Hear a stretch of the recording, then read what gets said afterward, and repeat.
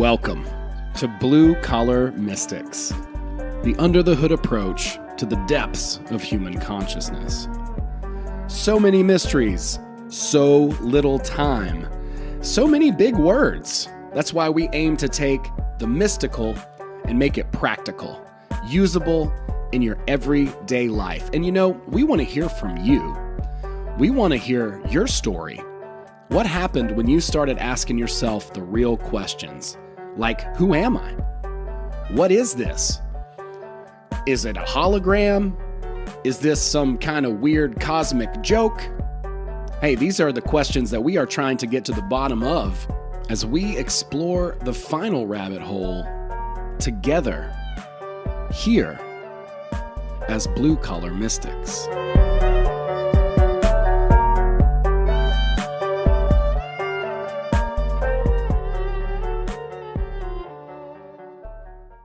All right, what's up, everybody? We're live here on YouTube, Rockfin, and Facebook. Happy to be here. I have a very special and exciting episode for everyone today. I have one of my, I don't want to say oldest friends, but as long as we've known each other a long time, since we were children, grew up together, and have been in and out of each other's lives for a long time.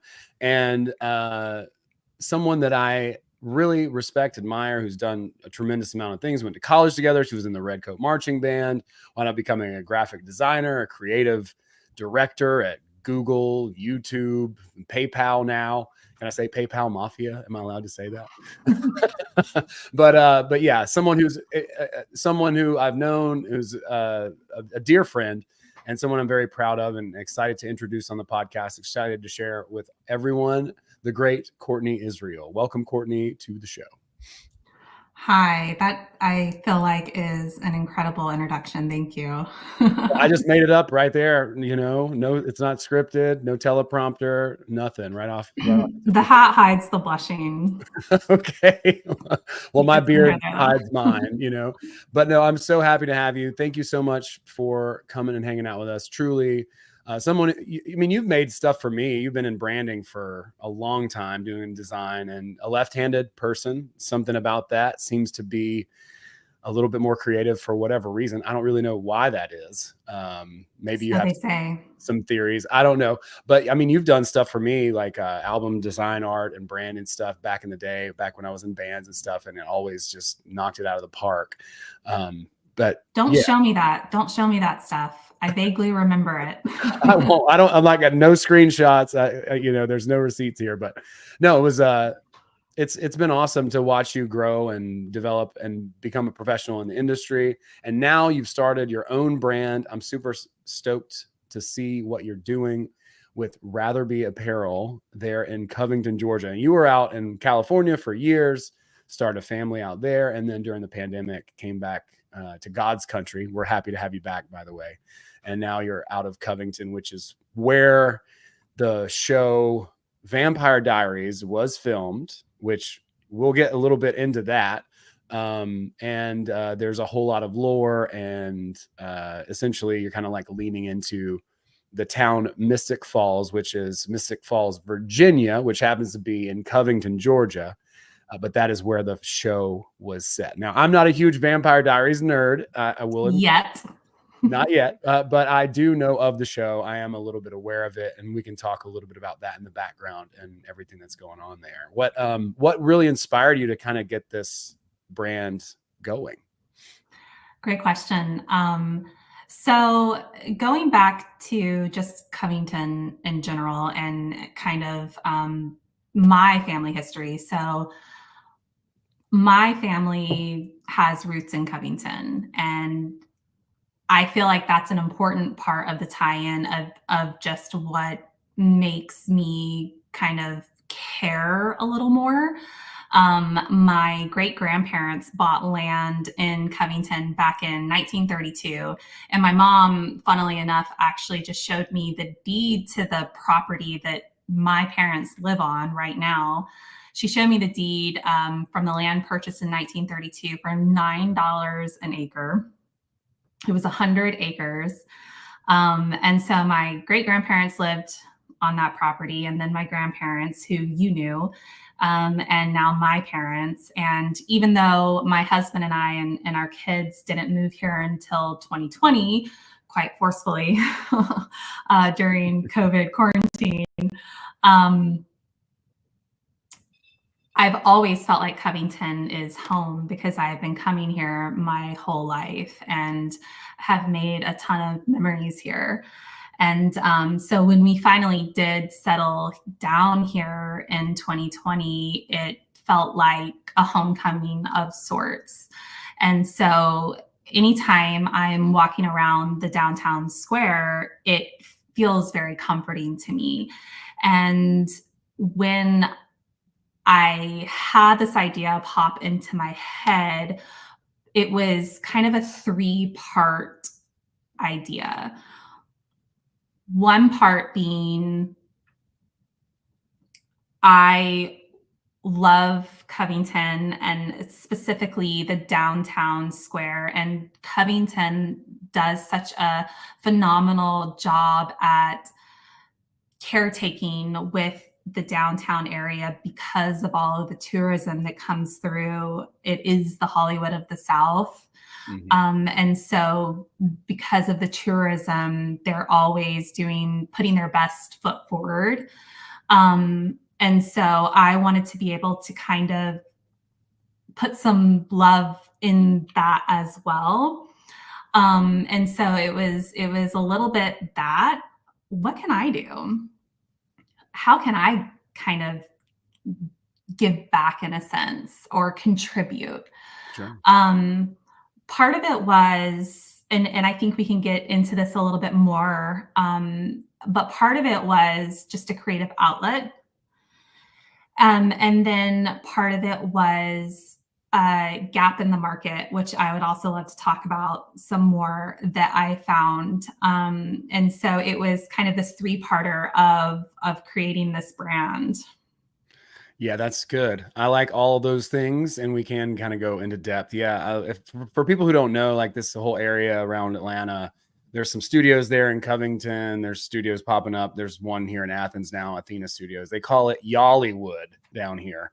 And before I got into really doing my own content, I was doing a lot of production stuff as well. And so a lot of things, Stranger Things was shot here, Vampire Diaries, yada, yada, so many things. Atlanta and Georgia as a state, actually starting in 2018, was doing more with film than like New York, I want to say. Like, so no, it's like the third most production in all the whole country. So I think it's amazing that you want to give something back to the community and tie that in. I think that's awesome. You got the tourism kind of thing coming through, and then the creative outlet. Let's talk a little bit about that, because as long as I've known you, you've always been creative. You know, we grew up going to the beach together. Your sandcastles always looking a little bit better than mine. And, we also had a little bit of a, I don't want to say sibling rivalry, but kind of, right? Like we were always kind of.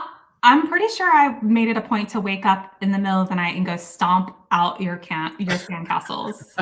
Yeah, we definitely had a little bit of friendly competition, let's say, always growing up, which I appreciate. I think it has challenged me and made me a little bit stronger, a little bit more of a, I don't know, a little bit more able to face the world and challenges. So it's a good thing.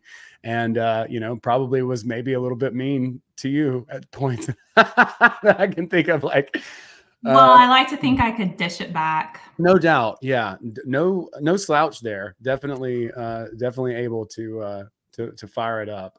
But I think we both challenge each other. I say that to say, but you've always been a very creative person. Let's talk a little bit about that. Like, what is the life of like a creative director? I mean, is it that creative? That's a great question. So I graduated from the University of Georgia, like you said, and I thoroughly disappointed my parents, sorry, mom and dad, by switching my major in college from international business with a minor in Spanish to advertising, and subsequently telling them I was going to go to a school called the Creative Circus. All they took away from that conversation was circus.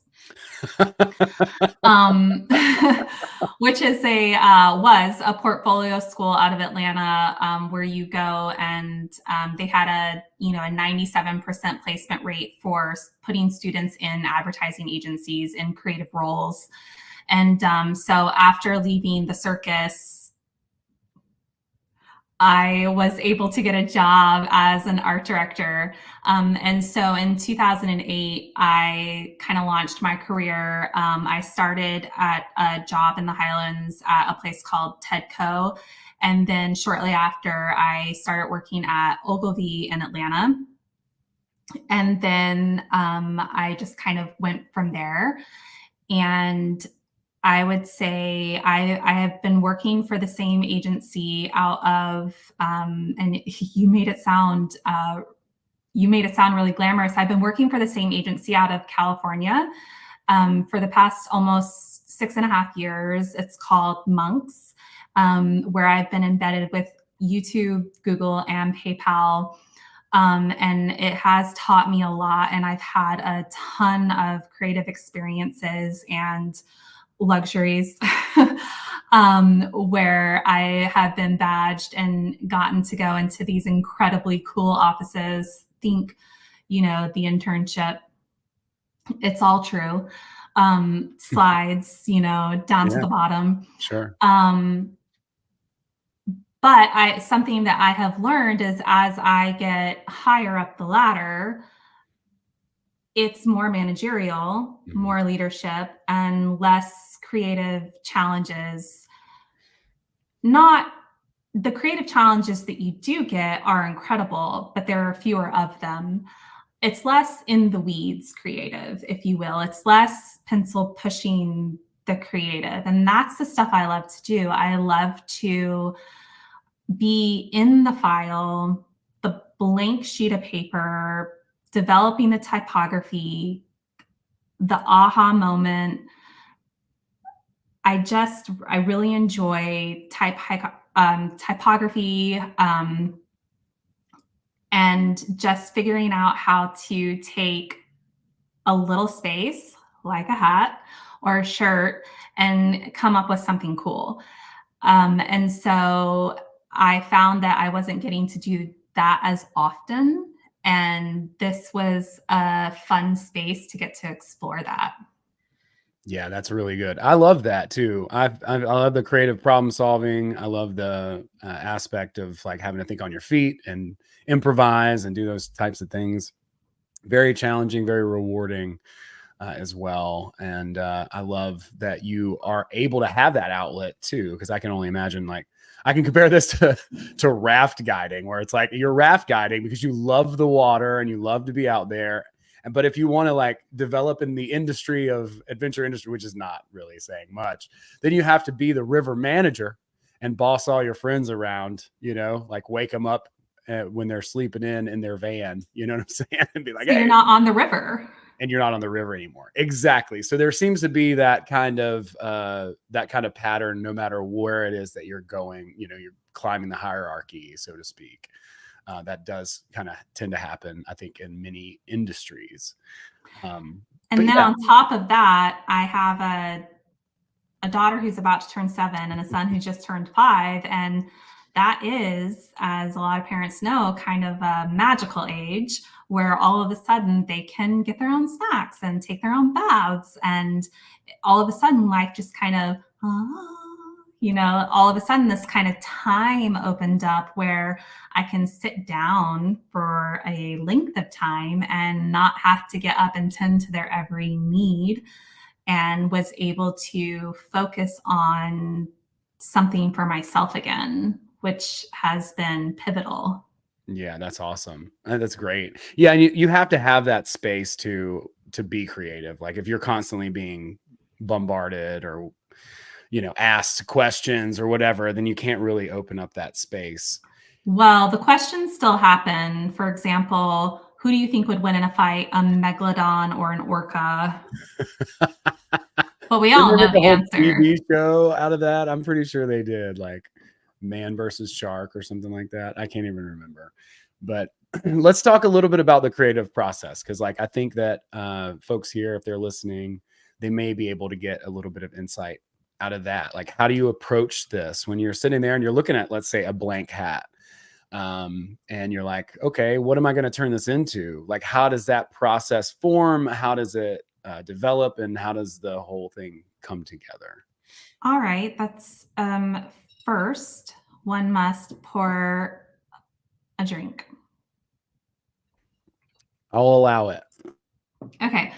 And then binge the entire series of The Vampire Diaries for the third time, which I might be shunned for it only being 3. But I did. So I started all over with the series, and you can ask my husband, just sat there and just churned through it, just to try and get any and every idea. And something that I have to be really mindful of are copyright infringements. Sure. And so one thing that I wanted to, for my own creativity and not to infringe on someone else's, was to come up with, or try to come up with, unique ideas, and to put a fresh spin on things, and to kind of have Ratherbie be something new and fresh. And so what I try to do is come up with these ideas, iterate on them. And if you could only see the inside of my files, it is rounds and rounds and rounds of iterations, and then workshopping them with fans of the show. And these fans of the show happen to also be my friends. Now I have identified some VIPs in my Instagram who are friends that I have made since launching, who are my trusted advisors that I will bounce ideas off of. But these are people who I will take kind of workshopped ideas to and ask, what do you think? Yeah. How's it tracking? But my creative process is mostly just trying to think of something that hasn't already been done, which is difficult to do in a space where the show ended in 2017. And so I come up with an idea, I Google search it to see if it already exists, which, to be fair, and we can circle back to this, which is an industry term that I hate, but I'd rather be in Mystic Falls isn't a unique idea that I'm doing, but I'm trying to do it in a unique way. So again, it's trying to take ideas that have been done and doing them in unique ways, kind of like your hat. Yeah, I love this hat, by the way. And also, I ordered another one. Well, actually, I think you added this one to my order because it just like makes the most sense. But I have this one here too that is pretty dope. And I will say that you've done a really like an attempt. You've paid a lot of attention. Like, this hat is completely different than this hat. It's not like you're taking the same hat and then just putting different logos on it. Like, this is done in a specific way. It's a different style of hat, like, and all of that. And then this one is like very much the camo like that it should be. I feel like, so I think you've done a really good job with that, and the sort of nuances in the design. It's not just like you're taking a logo and you're just slapping it on a hat, right? Thanks. Yeah. And so part of the process launching the business was huge. And when I think that the idea all kind of hit me in June, and how much I've done since then,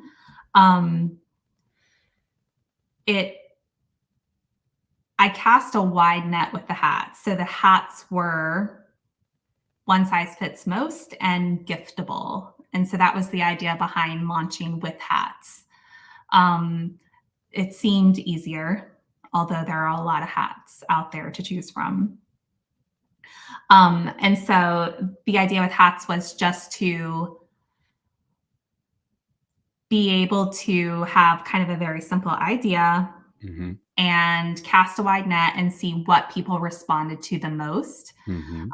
And so that's why, to your point, there is the kind of the foam hat with the vinyl print, and then the camo trucker hat with the embroidery to see what people are responding to. Which one do you think of the two? Well, I could try the other one on. I think this one definitely fits me more, and I could show you the other one. But I just loved that attention to detail. To me, it's like this is crafted, not just like I said, like you're just stamping something on. It's more like this actually fits better with this style, this design, and so there's a lot of intentionality like going into it, which doesn't surprise me at all. I've known you long enough to know that that's going to be your focus, and you're going to think about things from every single perspective that you possibly can. But what is the future? Where are you headed to now, as far as like you've done some hats, you've done some designs there? Like you said, that's kind of one size fits most. It's a little bit a way to kind of test the market and see what people respond to and what they like, which is brilliant, by the way. You're using your audience as kind of like a focus group and saying, hey, what do you guys think? What do you like? And that's so engaging, and it's also a great way to really create things that are going to make a lot of people are going to be into, a lot of people are going to dig it because they get to put their opinion into the thing, and that's huge. But what is the future? What are you headed to from here? What do you see going forward? So when I had the idea to create Ratherbie, I was walking around the square and popping into the different shops, and they all do such a great job at what they do. A lot of them have amazing merchandise and souvenirs, but what I felt like they didn't have was merchandise that fit my specific style. Um, I mean, you've known me my whole life, and probably one word that you would not use to describe me is goth. True, true. Definitely more of a California type of a girl, for sure. Probably more like Free People meets Abercrombie. Sure. And so that's Ratherbie, actually. I've set out to try to create a vampire meets Free People meets Abercrombie, because I feel like there's a gap in the market. I spend a lot of time sitting in the Covington Square just watching the tourists, watching the people. And there are a ton of people coming through that, in my opinion, if I'm profiling, look like me. And so I'm banking on there being a market of mostly women who are looking maybe for merch that I can create. And so I am creating stuff that I would buy and hoping that other people want to buy it too. And so the goal is I will always design hats because I am a hat girly. I love a good hat. And it means I don't have to wash my hair. So I've got more actually being made, and I want to shout out to my local embroiderer, Daisy Bug Designs. She is the one who has made all of this happen. Heather over at Daisy Bug. And so she's literally stitching them not as we speak, but this week. But I have currently 3 t-shirt designs that are on my computer that I'm super stoked about. And I'm sourcing t-shirts and crew necks and hoodies, which are going to be the next thing to launch. Those I am hoping will be ready before the convention, the big convention that's coming up in December in Covington. This convention, Owen, is epic. This is epic. Is a I laugh because Epic is a Vampire Diaries word. So Epic Conventions actually hosts the convention. Oh, okay. And it's called I Was Feeling Festive 2. It's the second one that they're throwing in December. And it has all the cast members. And so all the major cast members will be there, and they'll host different panels, and they'll have autograph signing and photos that you can take and all of that kind of stuff. And so I'll get to meet and greet and get autographs and pictures with all of the cast and stuff. And so really planning to be stocked up in time for that. That's super cool. Yeah. Can we talk a little bit about just like blanket creativity and maybe some tips and stuff for people out there? Is this the first business you started too also? Yeah. I mean, aside from freelance. Well, yeah, and that, which is a whole business in itself, but like, I know there's a lot of moving parts and stuff that go into a business and the creative aspect. I don't know. I always kind of compartmentalized those things for a long time. But then when I started to create businesses myself, I'm like, oh my God, the creative aspect is part of the business too. It's part of the branding. It's part of the marketing. It's part of the, depending on how honest you are, bookkeeping. it's part of all the aspects, like jokes aside, of the actual business itself. So, just as someone who is a creative and someone who really leans in to that part of your brain, can you talk about that and establishing the brand? I know a lot of people are interested in establishing brands. It might be a personal brand. It might be something like what you're doing, where you're using the leverage of like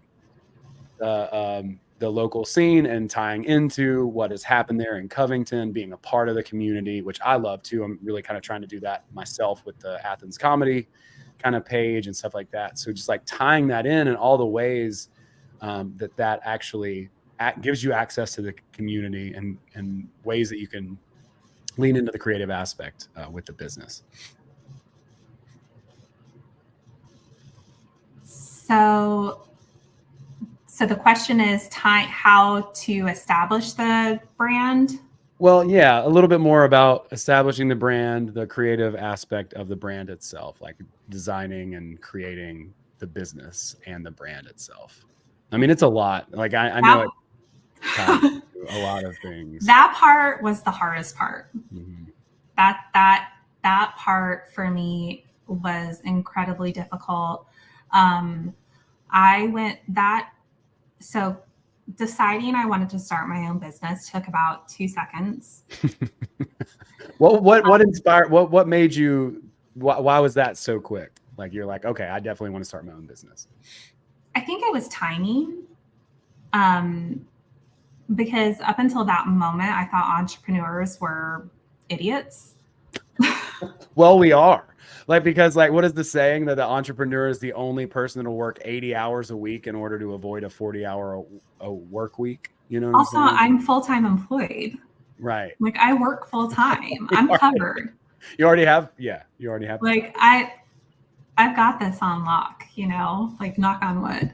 And so it's a side hustle for me, and it's really a passion project, and that is truly what I love about it, because that is what is fueling this entire thing. And if it stops feeling that way, I'll probably stop doing it. But deciding to start the business was really quick. And then I went through probably 5 weeks of iterations on business names. I was going through, is it family names combined? Is it different family names that are combined? Because I wanted to make it really personal. And I was trying to tie in Dobbs, which, as you know, is my grandparents' name, which pulls in the Covington name. And that just, I couldn't make that work. And every time I would come up with a name, I would try a logo, because I have to. I'm a visual person. And if I could make a visual solve, then to me it was a solve. and I bought probably 17 domains. Sorry, Brett. And then I learned that in a certain amount of time, you could actually cancel them and get a refund, just so you guys know. Hot tip right there. At least on Squarespace, if you do cancel within a certain amount of time, you can get a refund. And then I would buy like the like variation of the name if I was really stoked about it, just in case someone tried to rip me off who no one knew about. And I would also go and get the Instagram version of the name. It was a whole thing. Mm-hmm. And then when I finally settled on Ratherbie, it was, is it Ratherbie with a BE? Is it Ratherbie with a BEY? Is it Ratherbie with a BIE? Is it how is Ratherbie spelled? And I workshop that, and people are telling me, no, Ratherbie spelled BEY looks like Beyonce, like Ratherbie. And so it was very much a process of kind of elimination, and then I had 10 different variations of logos, and I'm sending them off to friends, and oh no, like the BIE and this Ratherbie logo looks like the end of the Barbie logo. Like that's not working. And so it was a very kind of intense process and serious process for me, and something that I would recommend to anyone who is starting a brand and developing kind of a brand identity and logo identity, to workshop it with their friends and family, their trusted loved ones. When I launched the website, at least on Squarespace, you can put an e-commerce site into test mode, and you can send it off to whomever, and they can run a fake credit card number and test the entire user process. And so this is what I did. I sent it off to about 20 people and had them run the entire user experience from top to bottom to make sure that everything was greased. And so everything from the moment I chose the name until the site was launched was fine-tuned. And the crazy thing is, Owen, is I had the logo locked, and I changed it. I changed the entire thing at the very last minute. And my best friend, Amy, days after I launched, she was just like, it's different. What did you do? It's different. And I was like, yeah, I definitely changed it. She was just like, no, you didn't. Oh my gosh, there it is. Yeah, do a little screen share. Yeah, that's it. But yeah, you changed it right here. Yeah, so it was the original logo was a little more feminine, and I decided to just make it a little more unisex, because I just wanted it to be less feminine. Yeah. Well, it looks great. The website works really well. Everything, I left a review. It's like everything, came quickly in the mail and all that stuff. It was packed really cool as well. Thank God, because that's all very intimidating for a new business owner at first, especially for someone who rarely visits the post office, to be printing labels from home for the first time and to go through that whole experience. And I'm just at the post office like, make sure it gets there, please, sir. And I'm an hour. I'm an hour away. I can just drive it there if that's easier for you. And still, I could they're pre-labeled. I could just drop them off, but I stand in line and make sure that every package gets scanned so that I have the receipt, just to make sure, because, and I follow up with every customer on Instagram. That's great. To make sure. because I just don't want to let any balls drop at this point. No, that's awesome. I love that you're nurturing it like that. That's great. And I think you'll also get more comfortable with the process too. I remember the first time I rented my house out on Airbnb. I'm like driving by in the middle of the night, like, is everything okay? You know what I mean? Are they burning my house down? Um, and now I'm like, oh, well, it'll be fine. It's a little bit easier. Of course, I'm still communicating and all that, but it's just like your emotions and all that kind of stuff. Like, it will become more comfortable, I think, in time. Yeah. I will say though that with all the work I did, I mean, I tossed out hundreds of hours of work on branding my company. I'm in love with what I landed on, and it just feels like exactly what I wanted. And who cares what anyone else thinks about it? It's, to me, it represents, and I love, if you like zoom in close enough to the logo, the Ratherbie font looks like little vampire fangs, and that's going to be lost on anyone but me. But it's my little baby, and it I, nothing else matters. Like, everything I lost to get to that, it's just like, I think, goes to show that no matter how hard you work to get to that thing, it was worth it. Well, I think it shows a lot of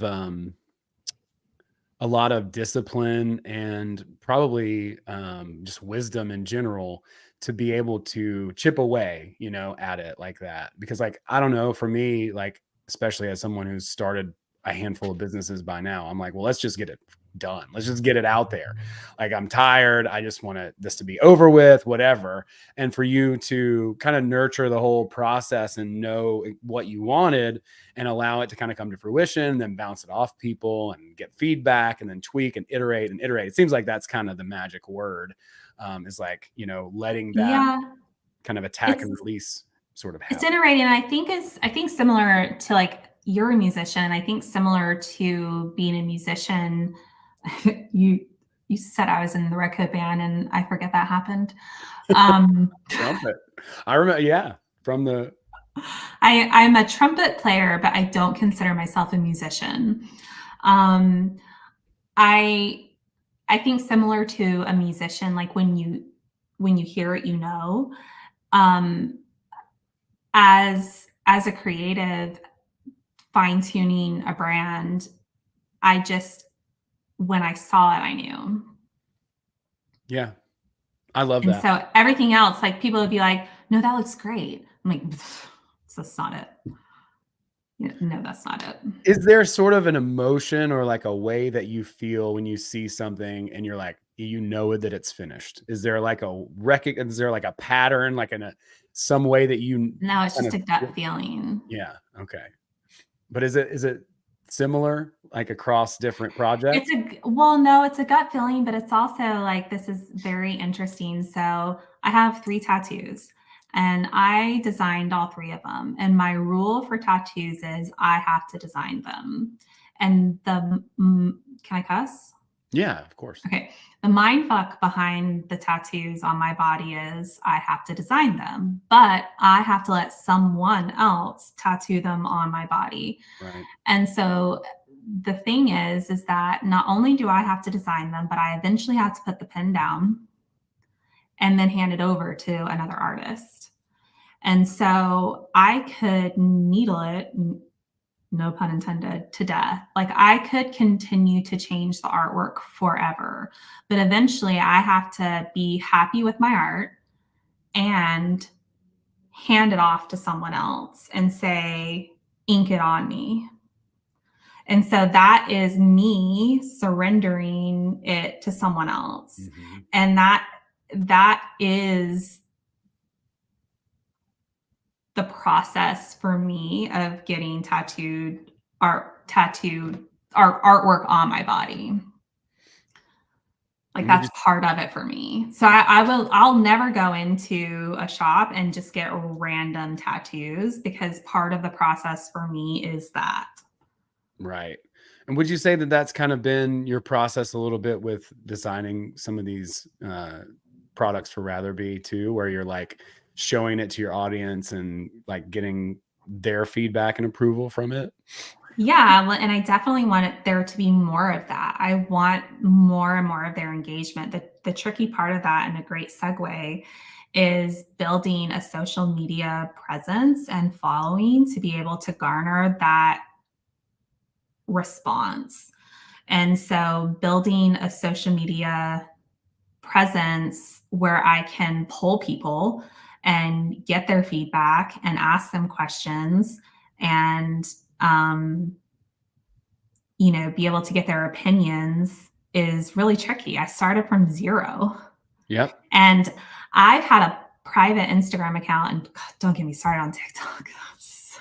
Are you using TikTok as well? No. I'm not TikTok either. scares the shit out of me. I can't do it I'm either. too old, Owen. Same here. Yeah. Yeah. It's like it like possesses your phone, and then it's just I had TikTok on my phone twice, and I already aged myself when I said what year I graduated from the circus, but I TikTok, I had it on my phone twice, and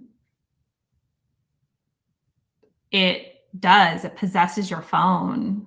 And anyway, I have a private Instagram account, a personal private Instagram account for years, and it has been stagnant at like 200 and something followers. And finally being public on Instagram and trying to build a brand is incredibly intimidating. And I don't want it just to be my face that everyone sees all the time, but for now, that's all I have. right. And so, I'm just working with what I got. Oh, you're killing it. I got You're doing I got to great. put a hat on someone's head. No, you're doing great. Like I love the stuff that you're sharing. A lot of it's really vulnerable and super authentic. But Instagram is a hard platform. I was just on a coaching call yesterday with a guy, and he's like, "What should I do? Should I do Instagram? Should I do?" And I'm like, "You can do Instagram, dude, but here's what you need to know about it. It's like most people, they want to build their Instagram by posting what they had for dinner, and it's like no one cares about that. Like if you're not curating stuff that is in a certain niche on that page, then no one's going to follow you. You know what I mean? Like you have to have a theme, you have to have consistent content that matches what people want to see from that particular account. Whereas like Facebook, you can put up you can friend people up and it's a little bit easier. You can put up a blog, you can write some, copy and stuff like that. And it's like a little bit more engaging. People will comment on it. It's a little bit easier. YouTube's a different beast. They're all different, obviously, but I think what you're doing on Instagram is really good. And obviously it's catching hold. So, it's a hard platform to grow on. I don't know anything about TikTok. All I know is whenever my friends do well on TikTok, their accounts get banned. That's what happens. Like Lanny Farmer had like a TikTok that did like 300,000 and then they banned it. They're like Wendy Olson used to get kicked off of TikTok like every 3 months. She would have to start over. All I know is I'm more interested in an authentic following and I'm more interested in quality over quantity. Because I want the followers that I have to genuinely be interested in what I'm talking about and what I'm selling. And what is amazing is, and what I did not anticipate or expect, is I'm making friends, actual friends. Like I met one for lunch on Saturday, who is also an entrepreneur. She sells the most beautiful enamel pins that you've probably seen me post about, that I add to my hats as accessories for the Vampire Diaries. And I was not anticipating.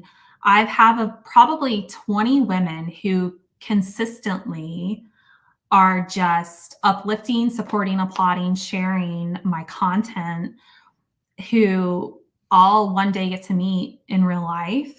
And it makes my heart happy, like makes me want to tear up a little, because I have just kind of launched myself into this community of women that I didn't really know existed until a couple of months ago. Um, and they're, some live in Canada, and it's just really incredible to watch these women supporting women and just kind of boosting each other up. And I don't know, it's really neat. No, I understand that firsthand.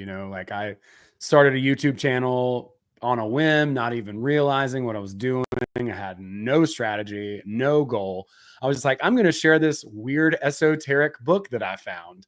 And then all of a sudden started making videos. And then before I know it, like I start connecting with these people and I'm like, you're amazing. So like every time I have the opportunity to introduce people who have come to me through the YouTube channel to other people, it's very intense, honestly, because it's like, wow, look at all the things that we have in common. I didn't realize that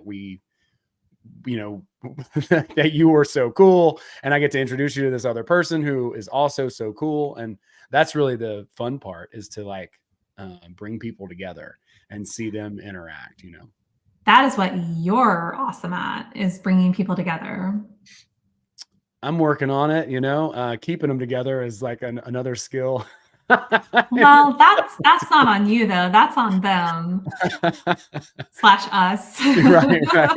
No, but it's awesome. I mean, I think as far as business goes into the future, and maybe it's just always been like this too, but there's been a lot of other, ways to build brands and followings and things like that through ads and copywriting and all these other things. But ultimately, like, it really comes down to community. It comes down to, a tribe or a community, a group of people who share something in common, who are part of something that they hold, close together. And so I love that you have been so engaging, and you're absolutely right. Like, it's not about the number. Like, you could have 17,000 or 50,000, that it doesn't matter so much the number that you have, but the engagement. Like, you'd rather have 1,000 of people that are like into it and they're stoked about it than 50,000 people who don't care. Like, it's just, at that point, it's just this arbitrary sort of number on a Instagram profile, and then you post something and it gets 2 likes. You know what I'm saying? Because nobody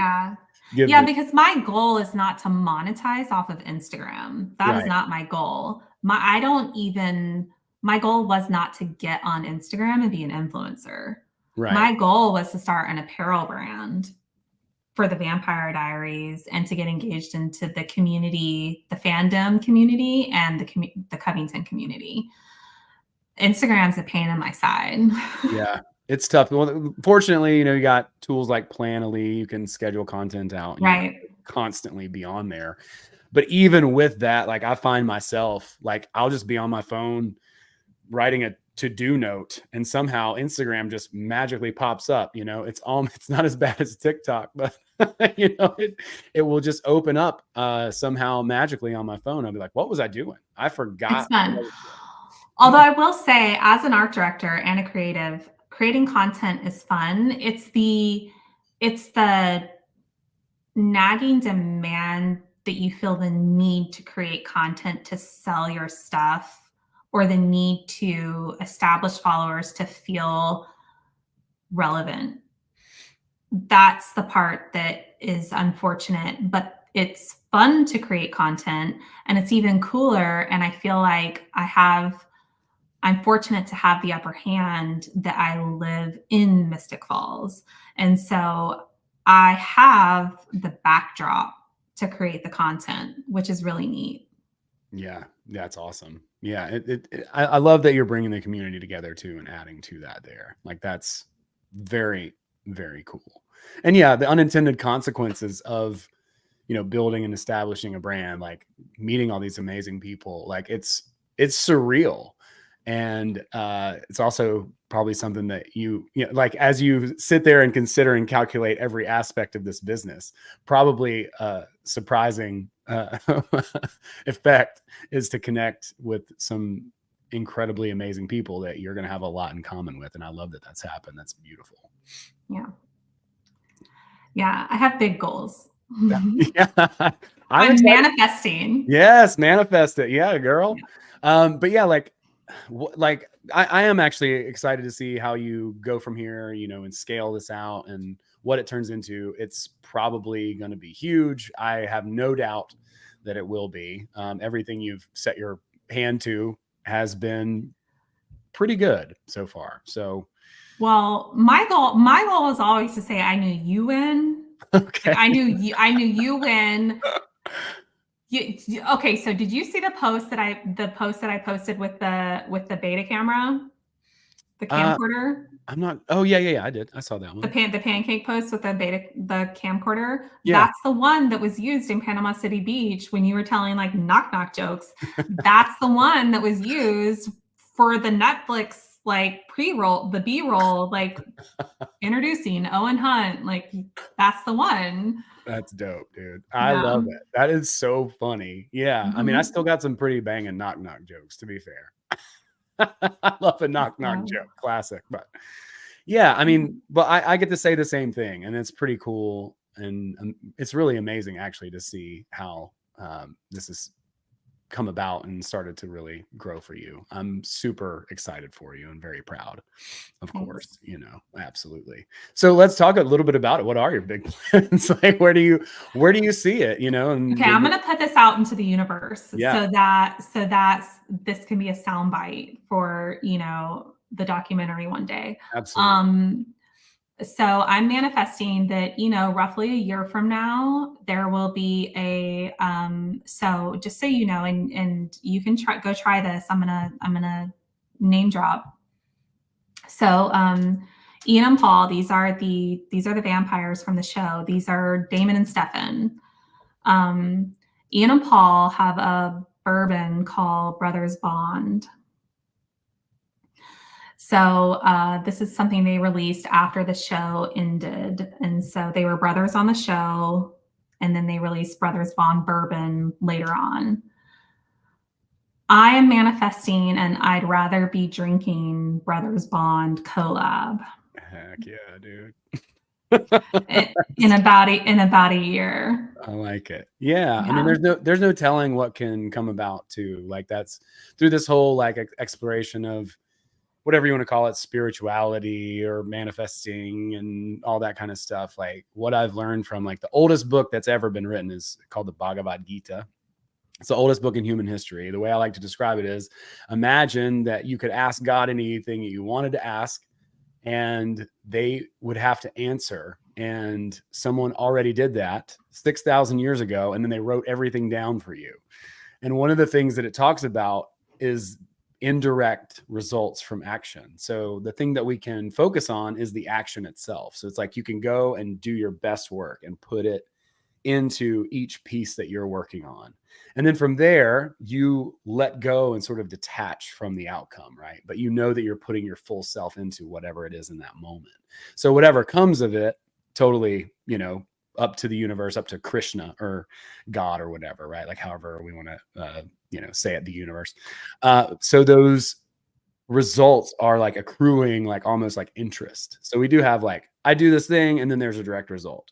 But also there's like the whole butterfly effect about it too, where you're like, I'm putting my heart into this, I'm putting my best foot forward, I'm taking this action, and then I'm just gonna let what comes off of that come in. And I see you doing that consistently, like the content and stuff that you've put out is really, really good. Like open, vulnerable, and then I think you're seeing those indirect results already in the relationships that you're forming, making friends. And those are like the sweet, like universal surprise parties, like the universe is the best at throwing you surprise parties. So absolutely can see that happening with some collaborations, and who knows what other things may come from I that. have a question for you. Do you believe in the like 1111, like the 111? So I don't know what, like, people talk about it a lot, and to me it's just like a reminder. Like I just see it Mhm. as like a reminder. I'm like, okay, cool, be present, like be open and all that. So I don't see it as like, oh, I saw this thing, so make a wish and then it's definitely going to come true necessarily. I Oh yeah, no, I'm not making wishes all the time, but for the past month, I kid you not, 1,000 times. It is like 1/11, 11/11, October 11th, 11/11, 1/11, day after day after day after day after day after day after day after day after day. And I mean, it's 1,000 other times of day too. But I feel like the universe has just, I very much believe in intentionality. Anyone who knows me well knows I live life with intent. You know my history. We won't dive into it. We don't have time. That's for the next podcast. Another time. That's right. You know my history. You know that I lead with my gut. I don't let the universe or people boss me around. I am not afraid to make decisions. And I don't know. I just feel really good about all of this. And I feel like as long as I'm just following my instinct, that, and part of that to me is, you know, when I first started doing this, I was trying to think about when I was first designing the hats. It was, oh, well, what would this group of people like? Or this group of people? And I had to bring it back to, no, what would Court like? Mm-hmm. And it really is, what would I like? Mm-hmm. And it will remain, what do I like? Mm-hmm. Because if I leave what do I like, I lose sight of the brand. The brand, in case anyone is interested, the brand is me. I am the brand. Ratherbie is me. Because if it's not, then it's not authentic anymore. And I lose sight of what I'm doing. And so it will always just be me. Otherwise, it's foggy. Yeah. Yeah. You'll lose that intentionality and that authenticity if you don't keep it that way. I mean, that's what Rick Rubin says in The Creative Act. I don't know if you've read that, but it's an excellent book. And Rick Rubin, he's a producer for like so many of the greatest bands and albums, the Beastie Boys, Red Hot Chili Peppers, Blood Sugar Sex Magic, all that stuff. But he wrote a book called The Creative Act, and it's on Spotify and Premium and several other things. He is very much like that. He's like, you please yourself and the audience comes second. So by his metric, you are very much on point. And I've always known you to be someone very courageous and strong-willed in a good way, you know, like, because, you know, we grew up with our families, and no matter what anybody else said, you knew what you wanted and you went for that. And I think that is shown. And obviously, the further this goes, the more that you should be able to trust yourself and your instinct and intuition as you move forward. I'm reading another book now about self-sabotage. And one of the things that she says is like, being a psychic, like using your instinct into the broadcasting that into the future, no go. But using your instinct in the moment, absolutely. So like your gut in the moment, 100% you can rely on that. And this goes hand in hand with what Sunil Godse teaches in intuitionology, but you can't project that instinct into the future. That's where you can like get off track a little bit. So, you know, each moment is our opportunity to kind of decide where we are now and where we want to go now in this direction. That's hard to do too. Mm-hmm. It's hard not to project yourself into the future. Right. Especially when Brett and I are using our money to pay for all of this. Right. You know, and so it's hard not to do that, to like the forecasting, you know? Mm-hmm.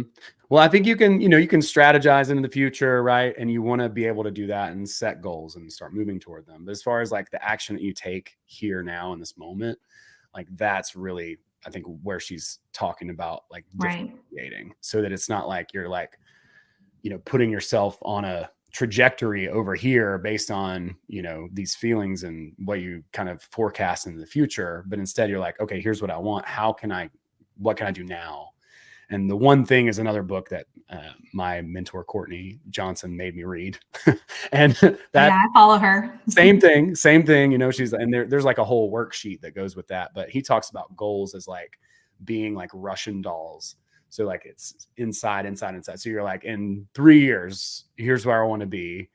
So in 1 year, in 6 months, in 1 month, in 1 week, and today, like, what is the one thing I can do today to make sure that I'm on course for that? So you use your intuition and instinct now to put yourself on that path so that you can get to it. And so many things are going to move around and shift and change. Yeah, I was going to say, I don't like that.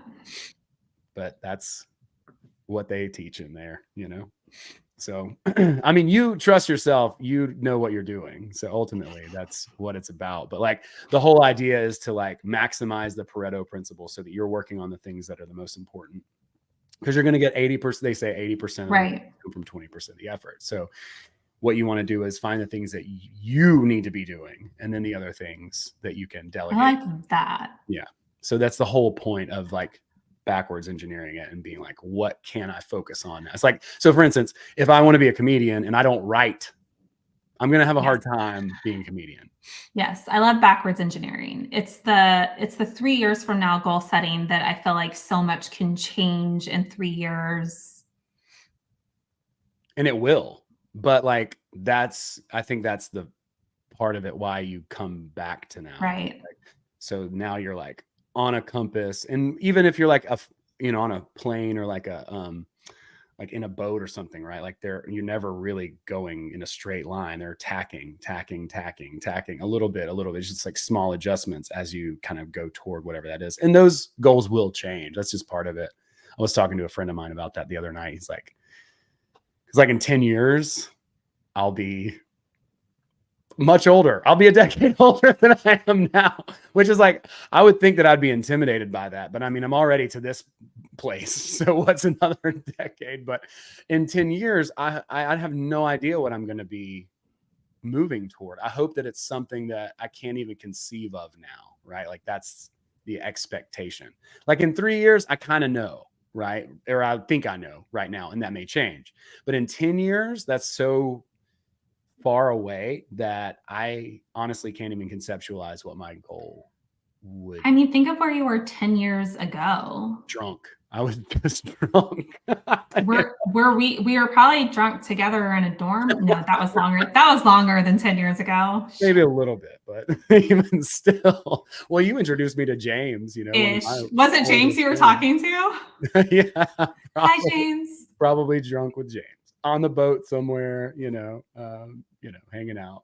But yeah, I was working on a tree farm 10 years. I had no idea what I was going to do. I hadn't even discovered some of the ideas and books and strategies and self-development stuff. Like I have no idea. In fact, like sometimes looking back and I'm like, what have I done with my life? If I could go back further.